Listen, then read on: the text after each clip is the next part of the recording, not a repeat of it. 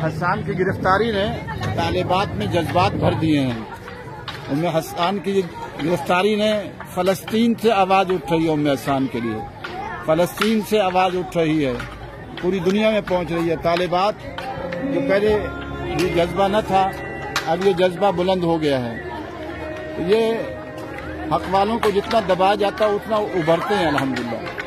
अब ये माशाल्लाह तालिबात पूरे मुल्क से पहुंच रही हैं और इंशाअल्लाह बड़ी तेजी के साथ अब ये मामला और उभरेगा इंशाअल्लाह।